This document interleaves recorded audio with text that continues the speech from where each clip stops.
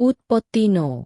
त्यसपछि परमेश्वरले नोआ र तिनका छोराहरूलाई आशिष दिएर भन्नुभयो, फल्दै फुल्दै वृद्धि हुँदै र पृथ्वीमा भरिँदै जाऊ। पृथ्वीका सबै पशुहरू र आकाशका सबै पक्षीहरू र जमिनमा घस्रने सबै प्राणीहरू र समुद्रका सबै माछाहरूमा तिमीहरूको डर र त्रास हुनेछ। तिमीहरूकै हातमा ती सुम्पिएका हुन्छन्।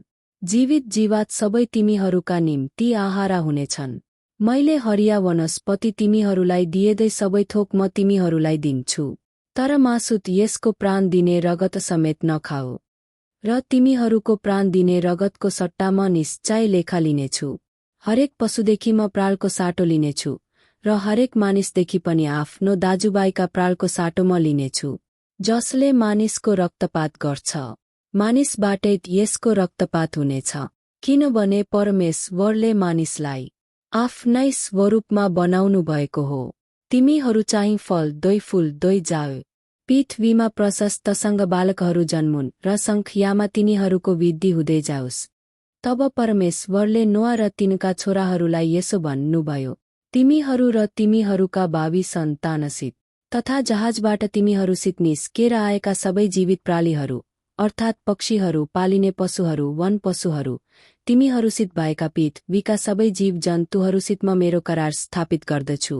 म तिमीहरूसित मेरो यो करार स्थापित गर्दछु कि सबै प्राणी फेरि कहिल ये प्रलयको पानीले नष्ट हुने छैनन्, अनि पृथ्वीलाई सर्वनाश गर्न फेरि कहिल ये जलप्रलय हुने छैन। अनि परमेश्वरले भन्नुभयो, जुन करार मेरो र तिमीहरूका साथमा भएको हरेक जीवित प्राणीको बीचमा सबै पुस्तौँसम्मको निम्ति म ठहराउँदैछु, त्यसको चिन्ह यही हुन्छ। म बादलमा मेरो इन्द्रेणी राख्दछु र मेरो र पृथ्वीको बीचमा यो एउटा करारको चिन्ह हुनेछ। जहिले जहिले म पृथ्वीमा बादल फिजाउँछु र बादलमा इन्द्रेणी देखा पर्छ। मेरो र तिमीहरू अनि हरेक किसिमको जीवित प्राणीको बीचमा रहेको मेरो करार म सम्झनेछु। पानीले फेरि कहिल ये सबै प्राणीलाई नाश गर्ने प्रलय ल्याउने छैन।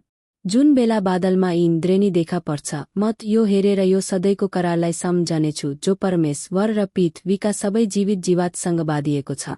यसरी परमेश्वरले नोआलाई भन्नुभयो, मैले पृथ्वीका सारा प्राणी र मेरो बीचमा बाँधेको करारको चिन्ह यही हो। जहाजबाट बाहिर निस्किआएका नोआका छोराहरू सेम, हाम र येपेत हुन्।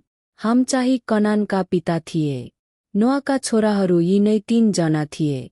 यिनीहरूबाट समस्त पृथ्वी बढियो। माटोमा काम गर्ने नोआले दाखबारी लगाए।